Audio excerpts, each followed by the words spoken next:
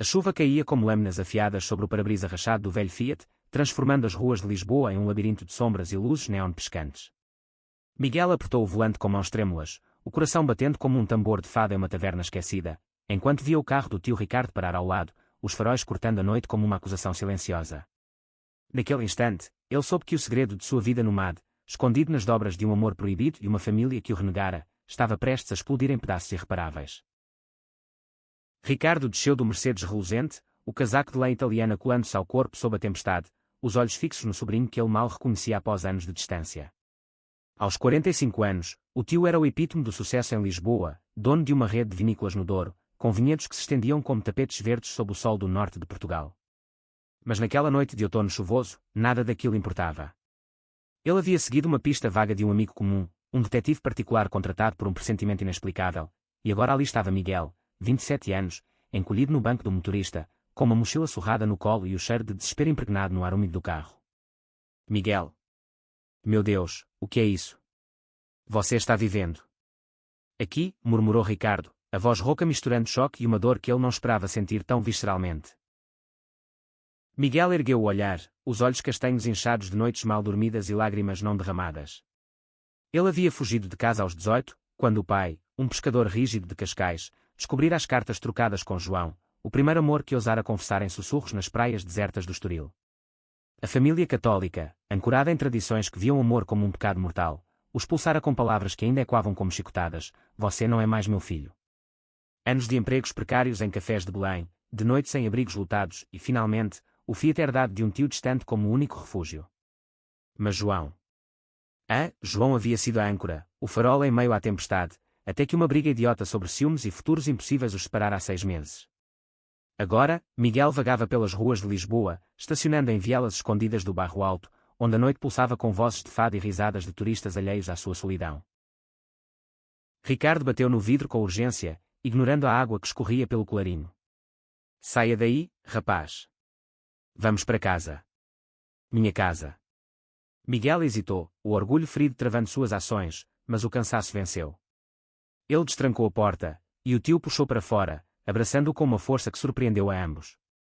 O cheiro de vinho tinto e colonia cara envolveu Miguel, um contraste gritante com o mofo do carro.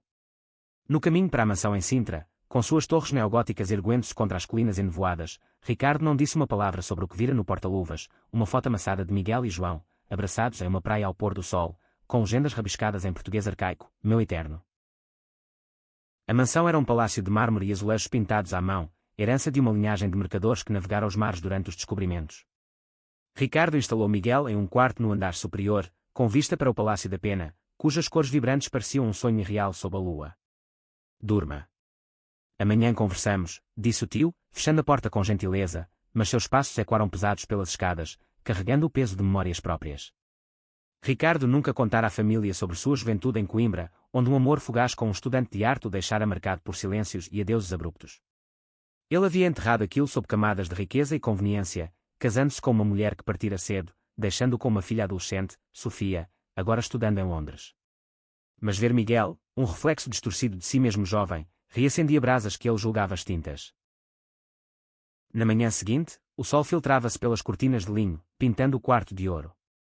Miguel acordou com o som de pratos tilintando na cozinha, um aroma de pastéis de nata subindo pelas escadas. Ele desceu devagar, os pés descalços no piso frio de azulejos, sentindo-se um intruso em um mundo de opulência. Ricardo estava à mesa de carvalho, lendo o jornal de notícias, uma xícara de café fumegante ao lado. "Bom dia, sobrinho." "Coma. Você parece um fantasma." A conversa fluiu hesitante, como um rio represado. Miguel falou dos empregos perdidos, das noites frias no carro, omitindo João por instinto de proteção. Ricardo ouvia, os olhos semicerrados, traçando linhas invisíveis de dor no rosto do rapaz. "Porquê?" "Porque não me procurou antes." "Eu sou família." A pergunta pairou como uma névoa. Miguel baixou o garfo, o pastel intocado. "Família. A mesma que me jogou na rua por amar quem eu amo." As palavras saíram afiadas, e Ricardo recuou como se atingido. Ele sabia das histórias sussurradas, o irmão de Miguel, o pai dele, um homem de punhos pesados e crenças inabaláveis. "Eu não sabia. Não do todo. Mas agora sei. E isso muda tudo." Naquele momento, um carro estacionou na entrada de Cascalho. Era António, o sócio de Ricardo nas vinícolas, um homem de 50 anos com bigode grisalho e opiniões conservadoras afiadas como uma navalha. Ele entrou sem bater, carregando pastas de contratos, e congelou ao ver Miguel. Ricardo, quem é esse? O mendigo que você apanhou na rua. O tom era jocoso, mas carregado de veneno, e quando os preconceitos que permeavam os círculos sociais de Lisboa, onde o amor entre homens ainda era sussurrado como um escândalo. Miguel se levantou, o rosto corado, pronto para fugir novamente. Mas Ricardo interveio, a voz firme como o granito das muralhas de Óbidos. Ele é meu sobrinho, António. E se você não respeita isso, a porta é aquela. O sócio piscou, surpreso com a veemência, e saiu resmungando sobre tempos modernos que bagunçam tudo. Foi o primeiro conflito, uma faísca que acenderia fogueiras maiores. Nos dias seguintes, Ricardo insistiu que Miguel ficasse, oferecendo um emprego nas vinícolas, supervisionar as colheitas no Douro, longe dos olhares curiosos de Lisboa. Você tem mãos para isso. E cabeça. Vamos recomeçar. Miguel aceitou, relutante, atraído pela estabilidade e pela sombra de aceitação no olhar do tio. O trem para o norte cortava as planícies alentejanas, o Douro se aproximando como um rio de serpentes prateadas entre vales escarpados. Miguel observava pela janela, o coração apertado com memórias de João, que trabalhava como guia turístico em Porto, levando grupos por cavos de vinho e ruas medievais. Eles se separaram em uma briga feia, após Miguel acusá-lo de priorizar a família conservadora sobre seu amor. Você tem medo, João. Medo de ser quem é. As palavras ainda doíam, mas o destino, caprichoso como o fado, os reuniria mais cedo do que imaginava. Ao chegar à quinta de Ricardo, uma propriedade centenária com vinhedos em terraços que desciam até o rio, Miguel foi recebido por uma equipe mista, mulheres fortes de lenços na cabeça, homens tatuados de risos fáceis. Entre eles, estava Clara, uma enóloga de 30 anos, lésbica assumida que dirigia um trator com a graça de uma dançarina de flamenco. Bem-vindo ao caos organizado, disse ela, apertando a mão de Miguel com firmeza. Aqui, o vinho não julga. As pessoas, às vezes, sim. Os dias se transformaram em semanas de trabalho árduo, podar videiras sob o sol impiedoso de verão, pisar uvas em lagares de pedra, provar safras que contavam histórias de estações passadas. Ricardo visitava semanalmente, trazendo notícias de Lisboa e, aos poucos, revelando camadas de si mesmo. Uma noite, sob um céu estrelado no terraço da quinta, com o rio murmurando abaixo, ele confidenciou: eu amei uma vez, Miguel. Um rapaz como você, cheio de fogo e sonhos. Mas o mundo nos separou. Eu construí isso tudo para esquecer, mas nunca esqueci. As lágrimas no rosto envelhecido do tio brilhavam como orvalho nas folhas.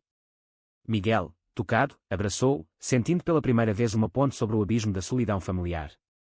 Era o início de uma amizade profunda, tecida com fios de vulnerabilidade compartilhada. Mas os conflitos não tardaram. Em uma feira de vinhos em Régua, Miguel reencontrou João por acidente. O ex-amante estava guiando um grupo de americanos barulhentos pelas barracas, o sorriso radiante contrastando com os olhos assombrados pela saudade. Seus olhares se cruzaram sobre taças de Porto Rubi, e o mundo parou. Miguel. O que você faz aqui? A voz de João tremia, misturando raiva e alívio. Eles se afastaram para uma viela sombreada, as palavras jorrando como uma vindima tardia, acusações de abandono, confissões de noites choradas, o peso das expectativas familiares. João ainda morava com os pais em Vila Nova de Gaia, fingindo uma normalidade que o sufocava. Eu te amo, mas não posso lutar contra todos. Miguel, fortalecido pela aceitação recente do tio, rebateu: então lute comigo. Eu encontrei um lugar agora. Um tio que entende. O reencontro reacendeu a chama, mas também atraiu olhares invejosos. António, o sócio rancoroso, havia viajado ao norte para inspecionar os negócios e flagrou os dois em uma conversa animada demais. Ele sussurrou para Ricardo naquela noite, no escritório da quinta, com mapas de vinhedos espalhados: seu sobrinho está se metendo em encrencas. Vi ele com outro homem, rindo como se o mundo fosse deles. Isso vai manchar a empresa, Ricardo. Nossos clientes são tradicionais. O tio sentiu o estômago revirar, não pela orientação de Miguel, mas pela traição de um amigo que ele julgava leal. Você fala de manchas. Olhe para si mesmo, António. O vinho que vendemos é de terra fértil, não de preconceitos podres. A discussão escalou, com António ameaçando retirar investimentos, forçando Ricardo a escolher entre o legado familiar e a verdade que agora abraçava. Enquanto isso, em Lisboa, Sofia, a filha de Ricardo, retornava de Londres para as férias de verão. Aos 19 anos, ela era uma força da natureza, cabelos loiros herdados da mãe, olhos penetrantes do pai, e uma mente afiada por estudos de literatura em Oxford. Ela chegara cedo à mansão em Sintra, encontrando o quarto de hóspedes ocupado por pertences masculinos, livros de poesia de Fernando Pessoa, uma jaqueta de couro gasta. Intrigada, ligou para o pai: papai, quem é o misterioso ocupante? Um amante secreto. Ricardo riu, aliviado pela leveza da filha, mas usou a oportunidade para preparar o terreno. Quando Miguel voltou do Douro para uma reunião familiar, Sofia o recebeu com um abraço efusivo. Então você é o famoso sobrinho perdido. Papai não para de falar de você. O jantar foi uma sinfonia de risos e histórias, Sofia compartilhando anedotas de pubs ingleses, Miguel descrevendo as videiras como veias pulsantes da terra portuguesa. Mas sob a superfície, tensões borbulhavam. Sofia, bissexual e orgulhosa, percebeu o brilho nos olhos de Miguel ao mencionar João, e cutucou: alguém especial te espera no norte, hein? A presença de Sofia trouxe leveza, mas também complicações. Ela insistiu em visitar o Douro, arrastando Miguel e Ricardo em uma viagem de carro pela estrada sinuosa que margeia o rio. Pararam em miradouros, onde o Douro se revelava em curvas dramáticas, pontes romanas cruzando águas turquesas. Foi ali, em um piquenique improvisado com queijos da Serra da Estrela e pão fresco, que Sofia confessou sua própria jornada: eu namorei uma garota em Londres, pai. E o mundo não acabou. Ricardo, mastigando uma azeitona, sentiu o peito apertar. Ele abraçou a filha, murmurando: eu sei, minha flor. E estou orgulhoso. Miguel observava, lágrimas nos olhos, vendo a família que sempre sonhara se materializar. Mas o idílio foi interrompido por uma ligação. António havia vazado rumores para a imprensa local, insinuando que a empresa de Ricardo estava envolvida em escândalos morais, com fotos borradas de Miguel e João na feira. O escândalo explodiu como uma rolha de champanhe mal aberta. Jornais de Porto e Lisboa estampavam manchetes veladas: vinícola de elite enredada em polêmica pessoal. Clientes cancelavam pedidos, investidores hesitavam. Ricardo, em uma reunião de emergência na sede em Gaia, enfrentou o conselho, homens de ternos engomados, mulheres de joias discretas, todos murmurando sobre a imagem da marca.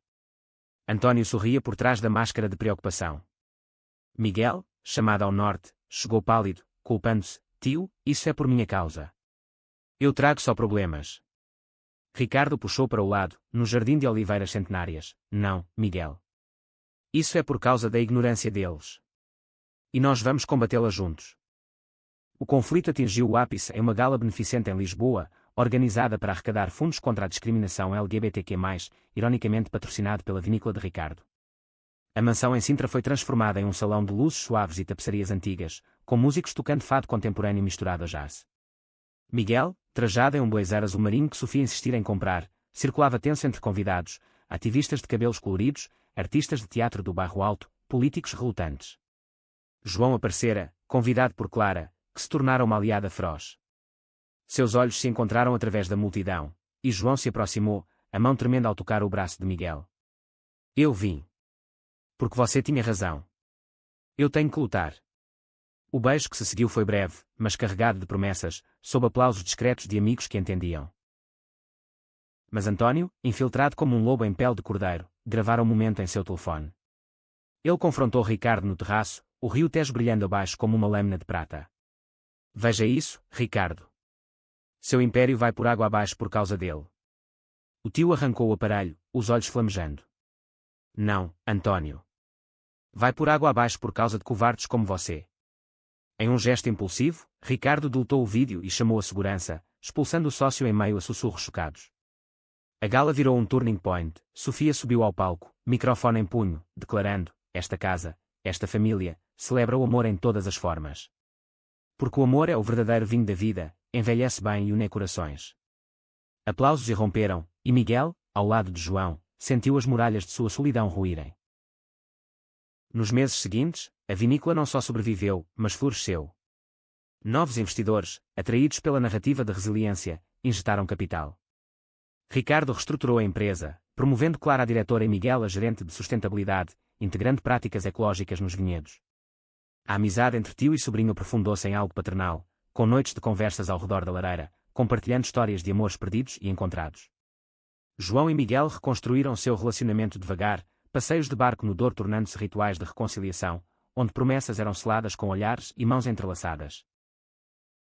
Um ano depois, em uma colheita abençoada, Ricardo anunciou sua aposentadoria parcial, passando as rédeas para Miguel e Sofia.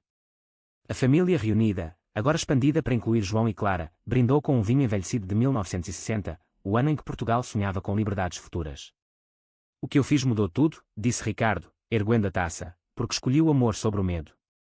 Miguel sorriu, o coração pleno, sabendo que das cinzas de um carro abandonado nas ruas chuvosas de Lisboa, nascera uma videira eterna, cujos frutos nutririam gerações sem julgar. O sol poente tingia os terraços do Douro de tons alaranjados, como se o próprio céu derramasse vinho sobre a terra. Miguel pisava as uvas no lagar antigo, os pés mergulhados na polpa doce e pegajosa, o suor misturando-se ao mosto. Ao seu lado, João ria, salpicando suco roxo em sua camisa branca, um gesto que outrora teria sido reprimido por olhares alheios, mas agora era livre, celebratório. Você está ficando bom nisso, amor. Logo vai-me superar como enólogo. Miguel puxou para perto, ignorando os olhares brincalhões dos trabalhadores, e sussurrou, só se você me ensinar os segredos do coração. Era um momento de paz conquistada, mas Miguel sabia que a jornada para ali fora pavimentada com espinhos. De volta à quinta, Ricardo esperava com uma carta amassada na mão, o seu postal de Cascais marcando o envelope como uma ferida reaberta. Do seu pai, disse o tio, a voz baixa como o murmúrio do rio. Miguel congelou, o peito apertando com memórias de gritos e portas batendo. Ele rasgou o papel devagar, as palavras traçadas em caligrafia trêmula, ouvi falar de você no jornal. Dizem que você está bem. Que mudou as coisas. Eu. Sinto falta. Venha pescar um dia. Seu pai. Lágrimas embaçaram a visão de Miguel, era um pedido de trégua, frágil como uma rede rasgada pelo mar. João, ao seu lado, apertou sua mão, vai. Eu te levo. Assim, eles partiram para o sul, o Fiat agora restaurado estacionado na garagem da mansão, substituído por um carro alugado que cheirava a aventura nova. Cascais era um paraíso de casarões brancos e praias de areia fina, onde o Atlântico rugia contra rochas esculpidas pelo tempo. O pai de Miguel, Manuel, esperava na doca velha, o corpo curvado por décadas de puxar redes, o rosto sulcado como mapas de navegações antigas. Ele abraçou o filho com rigidez inicial, os braços como troncos de sobreiro, mas o aperto se suavizou quando viu João ao lado. Então é ele, murmurou Manuel, os olhos desviando para o horizonte. Eles pescaram em silêncio primeiro, o barco balançando nas ondas, anzóis mergulhando em águas profundas. Então, as palavras vieram, hesitantes, eu errei, filho. O padre disse que era pecado, a igreja, os vizinhos. Mas ver você na TV, falando de amor, me fez pensar. O mar não julga as correntes. Miguel chorou então, o sal das lágrimas misturando-se ao spray do oceano, e João observava, o coração inchado de orgulho pelo homem que amava. A reconciliação não foi perfeita, houve jantares tensos com a mãe, que ainda murmurava orações baixas ao ver os dois de mãos dadas, mas era um começo. Sofia, visitando de Londres, trouxe leveza com seu humor afiado, organizando um churrasco na praia onde histórias fluíam como vinho jovem, Manuel contando lendas de pescadores que amavam além das convenções, Sofia recitando poemas de Sofia de Melo Brainas sobre amores impossíveis. Ricardo, unindo-se ao grupo, ergueu uma garrafa de Porto, pela família que escolhemos e pela que redescobrimos. Foi ali que Miguel percebeu o verdadeiro legado do tio, não os vinhedos ou a riqueza, mas a coragem de romper correntes invisíveis. Enquanto isso, na vinícola, Clara enfrentava seus próprios demonios. Como lésbica em um mundo rural onde tradições pesavam como âncoras, ela havia escondido seu relacionamento com Marta, uma artista de Amarante que pintava murais inspirados no Douro. Mas o escândalo de Ricardo inspirara-a a sair das sombras. Em uma assembleia dos trabalhadores, ela anunciou, eu amo uma mulher. E isso não diminui meu trabalho aqui. Pelo contrário, me torna mais forte. Aplausos ecoaram, mas nem todos, um grupo de vinicultores mais velhos resmungou, ameaçando boicotes. Miguel, agora líder, mediou, o vinho nasce da diversidade, solos diferentes, climas variados. Porque nós seríamos menos. A crise testou lealdades, mas fortaleceu laços, com João ajudando Marta a criar rótulos artísticos para as garrafas, infundindo a marca com cores vibrantes de aceitação. Um conflito inesperado surgiu quando um jornalista sensacionalista de Lisboa, farejando drama, publicou um artigo distorcido, O Império do Vinho Gay, Escândalo ou Salvação. As palavras feriam, reduzindo jornadas pessoais a fofocas baratas. Ricardo, furioso, processou o jornal, mas Miguel optou por uma resposta diferente, um documentário curto, filmado por Sofia com seu iPhone, contando a história real, das ruas chuvosas ao terraço do Douro, do carro abandonado à colheita compartilhada. O vídeo viralizou nas redes portuguesas, tocando corações em cafés de Coimbra e bares de Faro. Mensagens inundaram a caixa de e-mails da vinícola, vocês me deram coragem para contar à minha família. No auge do verão, uma tempestade atingiu o Douro, inundações subindo como fúria ancestral, destruindo partes dos vinhedos. Miguel e João trabalhavam dia e noite, cavando valas de drenagem, salvando o que podiam. Ricardo, apesar da idade, juntou-se a eles, as mãos calejadas sujas de lama. Lembra do seu carro, Miguel? Aquela chuva em Lisboa.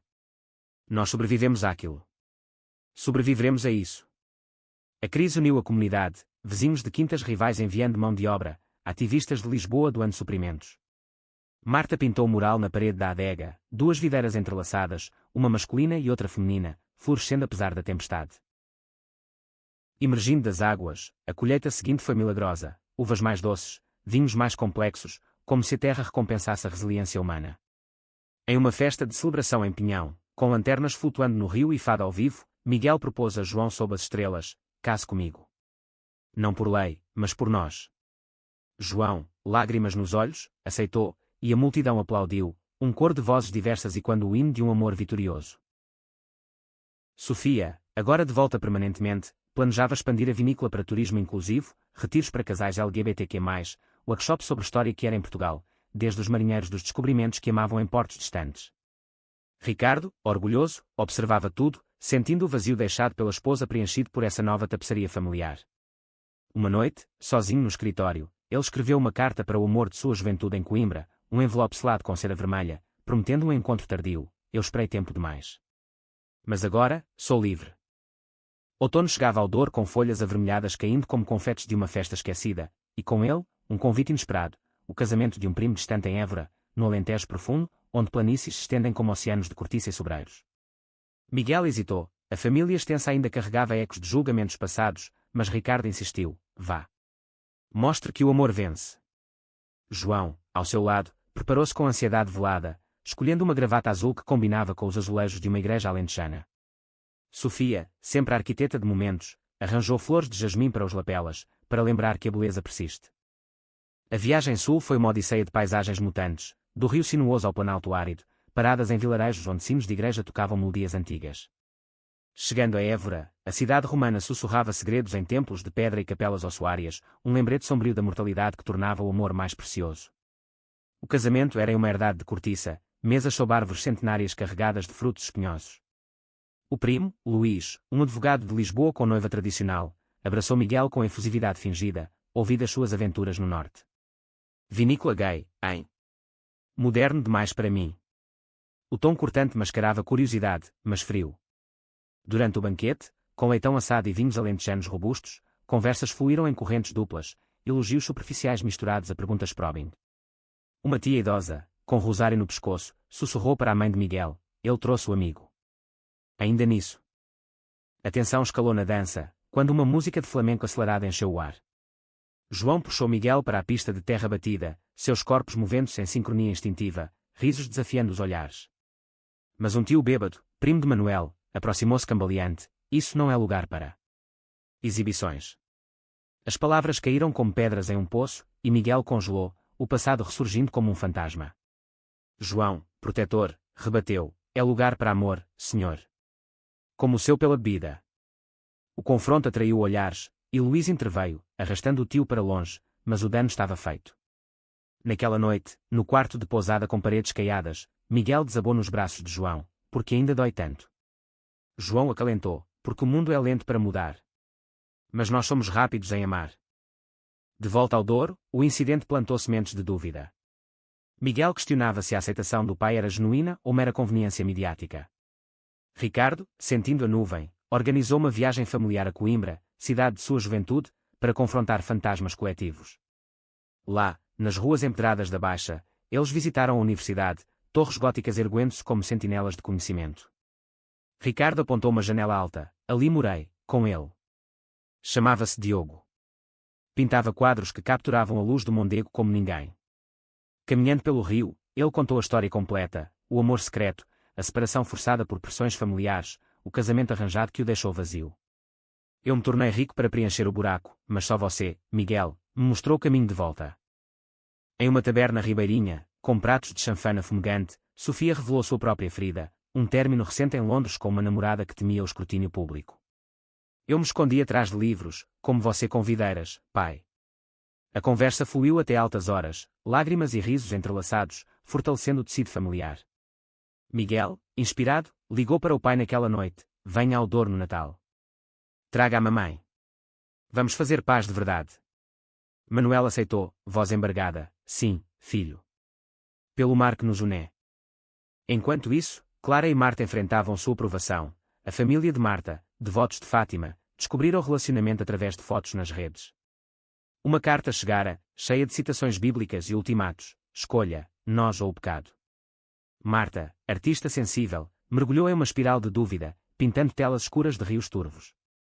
Clara, prática como sempre, levou-a para um retiro em Tomar, onde o convento de Cristo ecoava com histórias de templários que desafiavam dogmas.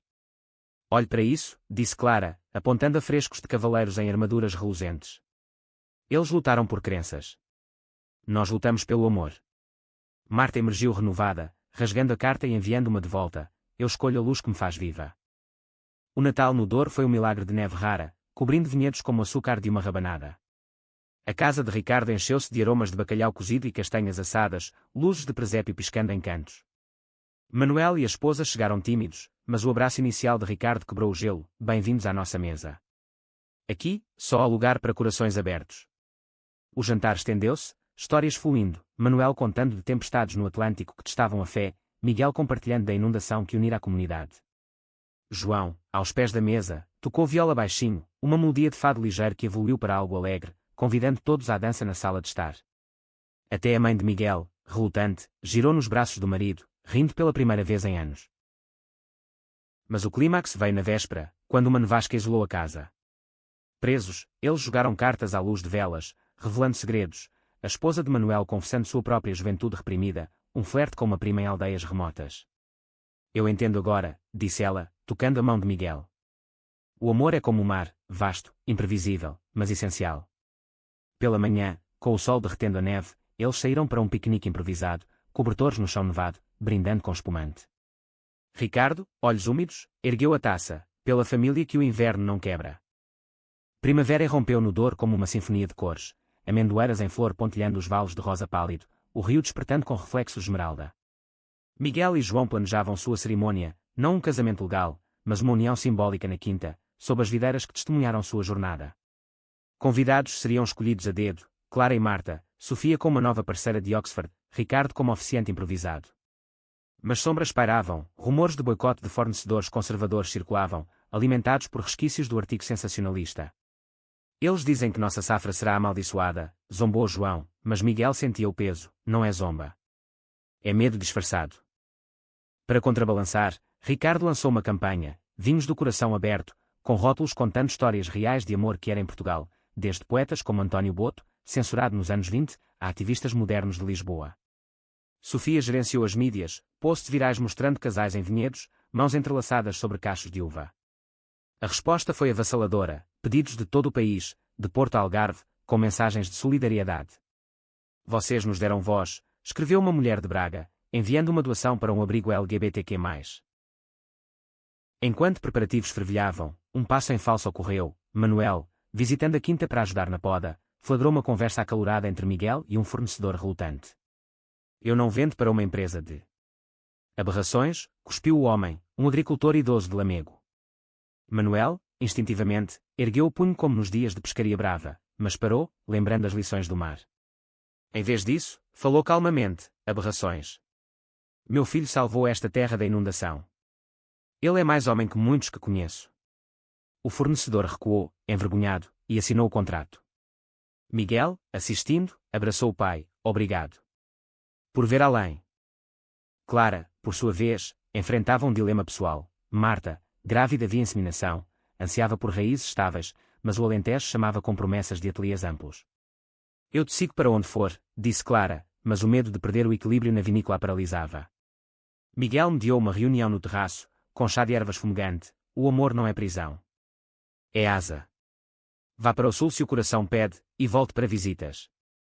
Nós somos rede, não âncora. Inspirada, Marta aceitou um compromisso: verões no Douro, invernos no Alentejo, pintando murais que ligavam os rios Tejo e Douro em tapeçarias de unidade. A cerimônia aconteceu em um dia de junho perfeito, céu azul como o azulejo de uma sede porto.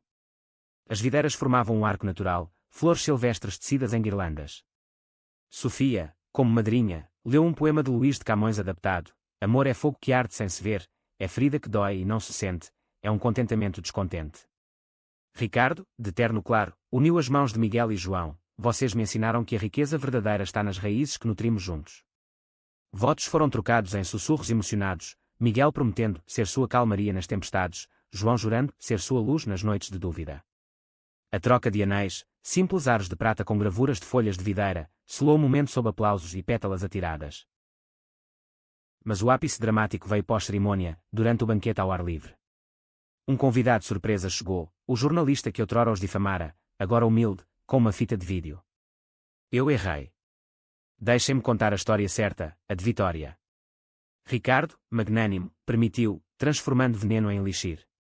A entrevista, transmitida nacionalmente, humanizou a luta, inspirando debates em tertúlias de Lisboa e Porto sobre aceitação. Noites após, Miguel e João passeavam pelo rio, mãos unidas, sonhando com a adoção futura, uma família própria entre as videiras. Ricardo, observando de longe, sorria, o coração leve pela primeira vez em décadas. Verão de 2026 trouxe calor opressivo ao Douro, uvas inchando como promessas sob o sol implacável. A vinícola expandia, com um novo armazém eco-friendly erguido por arquitetos de Sofia, painéis solares capturando luz como folhas fotossintetizantes. Miguel supervisionava, mas uma inquietação crescia, sonhos recorrentes do carro em Lisboa, um lembrete de fragilidade. E se tudo desabar de novo, confidenciou a João em uma madrugada insone. João, agora guia freelance para a vinícola, acalentou, então reconstruímos. Como sempre. Um conflito externo irrompeu, uma lei proposta em Lisboa, impulsionada por lobbies conservadores, ameaçava restringir eventos LGBTQ+ em propriedades rurais, alegando preservação cultural. Ricardo, furioso, mobilizou a rede, cartas a deputados, petições online assinadas por milhares. Sofia liderou protestos pacíficos em Rossio, bandeiras arco-íris tremulando ao lado de azulejos de São Vicente. Miguel testemunhou de Porto, coração acelerado, ligando para o pai, Manuel, sua voz conta. Fale com os pescadores de Cascais, eles sabem de liberdades conquistadas no mar. O apelo funcionou, Manuel organizou uma delegação de pescadores, vozes roucas e quando em audiências parlamentares, nós enfrentamos tempestades. Deixem o amor enfrentar as suas. Internamente, tensões familiares testaram laços. A mãe de Miguel, visitando, ainda lutava com resquícios de culpa católica, orando em excesso durante refeições. Uma noite, após uma discussão sobre batismo para um hipotético neto, ela desabou, eu temo pelo céu deles. Miguel, paciente, levou-a a uma capela em Lamego, onde afrescos barrocos retratavam santos em êxtase amoroso. Deus pintou isso, diversidade em cada traço. Nosso amor é parte do quadro. Lágrimas fluíram, e ela abraçou-o, perdoe-me, filho. Eu aprendo devagar, como o vinho envelhece. Clara e Marta anunciaram um nascimento iminente, um bebê via inseminação, e pediram que Miguel fosse padrinho. A honra o emocionou, mas evocou medos de paternidade própria. João, sensível, planejou uma surpresa, um fim de semana em Sintra, na mansão de Ricardo, com piqueniques na Quinta da Regaleira, túneis iniciáticos levando a jardins subterrâneos. Aqui, o amor é mistério e magia, disse João, ajoelhando-se em um poço invertido. Nós criaremos nossa família assim, cheia de maravilhas. Miguel aceitou, o futuro cristalizando-se como orvalho matinal. Ricardo, por sua vez, reencontrou Diogo em Coimbra. O ex-amante, agora professor aposentado de 70, esperava em um café à beira-rio, cabelos brancos como algodão. O reencontro foi tenso, silêncios carregados de anos não ditos, mas floresceu em caminhadas pelo Mondego, mãos roçando casualmente. Você construiu um império, disse Diogo, mas eu construí memórias. Ricardo, vulnerável, confessou, eu o amei sempre. E agora, libero isso. Eles não reataram romanticamente, mas forjaram uma amizade tardia, Diogo visitando o Douro para palestras sobre arte e vinho, sua presença um bálsamo para Ricardo. O outono trouxe a vindima, um frenesi de cestas cheias e prensa girando. Durante a festa, um acidente, um trabalhador escorregou no lagar escorregadio, fraturando o braço. Miguel cuidou dele, chamando paramédicos de régua, mas o incidente expôs fadigas na equipe. Em uma reunião subsequente, ele propôs melhorias, treinamentos de segurança, dias de folga obrigatórios. Alguns resistiram, vendo-o como o forasteiro sensível, mas João defendeu, sensível. Ele salvou nossa safra 2 vezes. Escutem. A votação passou, fortalecendo lealdade. Em novembro, o bebê de Clara nasceu, uma menina, batizada Rio, chorando forte como o Douro em cheia. O batizado, em uma igreja progressista de Porto, reuniu todos, Manuel carregando a neta adotiva com ternura inesperada, Sofia cantando uma nina de embalar. Miguel, segurando Rio, sentiu o chamado da paternidade pulsar. Um dia, nós também. Inverno de 2026 cobriu o Douro em um manto branco raro, neve suavizando contornos das colinas como um haiku japonês em terra portuguesa. A vinícola hibernava, barris envelhecendo em caves frescas, mas a vida fervilhava internamente.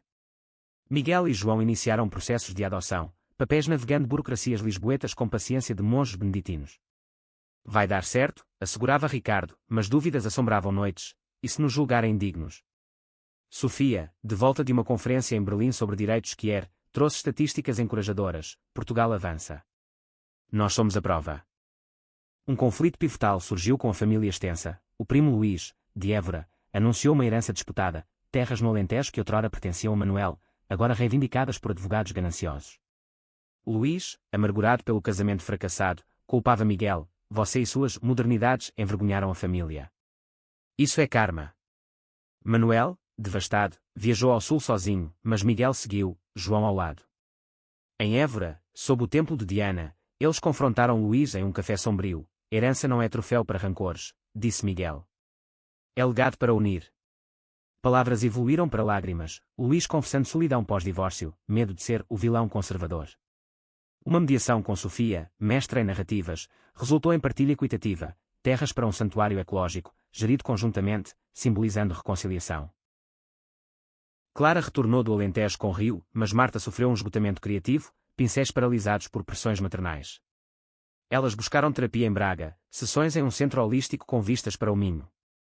Miguel visitou, levando vinhos calmantes. A maternidade é vindima, caótica, mas recompensadora. Marta, revigorada, pintou uma série, Raízes Entrelaçadas, exposta na vinícola, vendendo rápido e financiando bolsas para artistas queer. Ricardo, enfrentando saúde frágil, um coração murmurante, eco de estresses passados, redigiu testamento, a vinícola para Miguel e Sofia, com cláusulas para inclusão perpétua. Diogo, agora companheiro constante, o incentivou. Viva o legado, não o tema. Uma viagem a Fátima, irônica mas curativa, viu Ricardo rezando não por perdão, mas por gratidão, pelo amor que me redimiu. A primavera de 2027 floresceu com a aprovação da adoção. Um menino de 5 anos, Tomás, órfão de imigrantes cabo-verdianos, olhos curiosos como o Atlântico. A chegada foi caótica, choros noturnos, adaptações linguísticas, mas transformadora. Tomás chamava Miguel de pai das uvas, João de pai das histórias, correndo pelos vinhedos com rede de borboletas. A família estendeu-se, Manuel ensinando pesca em tanques artificiais, a mãe de Miguel tricotando roupinhas, Sofia lendo contos de andares adaptados. O clímax veio em uma enchente anual, mais feroz que a anterior. Rios transbordaram, ameaçando adegas. Toda a rede mobilizou, pescadores de Cascais, artistas de Amarante, ativistas de Lisboa. Trabalharam sob chuva torrencial, sacos de areia erguidos como muralhas medievais. Tomás, seguro em braços, assistia. Papai, vocês são heróis. A enchente recuou, salvando estoques, e na calmaria, Ricardo ergueu uma taça, pelo dilúvio que nos lavou e uniu. Anos fluíram como safras sucessivas. Tomás cresceu entre videiras, aprendendo amor sem fronteiras. Miguel e João, grisalhos precocemente, olhavam o Douro ao pôr do sol, mãos envelhecidas entrelaçadas. Ricardo, com Diogo ao lado, viajou o mundo, vinhedos franceses, adegas argentinas, espalhando sementes de aceitação. A vinícola tornou-se farol, prémios internacionais por inovação social, documentários premiados. Em uma vindima final, Ricardo sussurrou a Miguel: "Você mudou tudo, sobrinho. Do carro à eternidade."